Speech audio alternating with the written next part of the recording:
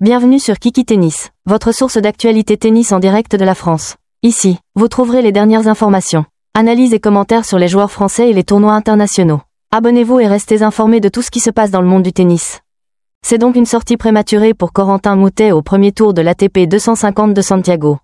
Après un début de match difficile où il a été rapidement mené dans le premier set, il a réussi à réagir pour revenir dans la partie en remportant le deuxième set. Mais la frustration a pris le dessus dans le troisième, ce qui a laissé Damir Dzumhur prendre le contrôle pour s'imposer au final en 3-7. Cela reste une déception pour le Français qui n'a pas su maintenir son niveau de jeu suffisamment longtemps pour espérer un renversement de situation.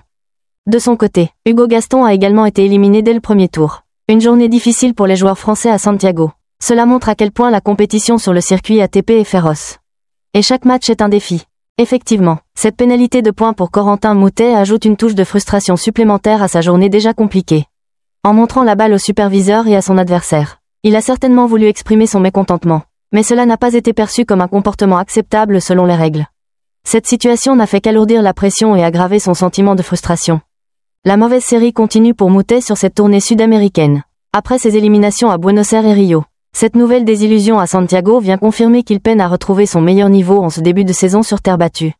La constance reste un défi pour le Français, qui aura à cœur de rebondir rapidement s'il veut inverser cette dynamique et retrouver les résultats espérés. Hugo Gaston a effectivement souffert face à Thomas Martin Etcheverry, qui a dominé le match de bout en bout. L'Argentin, très solide, n'a laissé que peu de chance au Français, qui n'a pas su trouver son rythme. Les 6 doubles fautes commises par Gaston montrent à quel point son service n'a pas été efficace. Un aspect essentiel contre un joueur aussi performant qu'Etcheverry. De plus, la conversion de seulement une balle de Break sur 7 montre une difficulté à saisir les occasions quand elles se présentent. Un facteur décisif dans un match où chaque point compte. Cette défaite marque la 5e en 6 rencontres pour Gaston en 2025. Ce qui souligne une saison difficile pour lui jusqu'à présent. Il va sans doute devoir revoir son jeu et son approche mentale pour tenter de sortir de cette spirale négative. Car ce type de performance face à des adversaires de ce calibre ne permet pas de prétendre à de bons résultats sur le circuit. Un travail sur la constance et la gestion des moments clés sera crucial pour lui s'il veut rebondir. Merci d'avoir suivi cette vidéo. Rejoignez la communauté en vous abonnant et activez la cloche pour être informé de toutes nos prochaines vidéos. On se retrouve bientôt pour plus de tennis. Et n'oubliez pas de partager vos opinions dans les commentaires.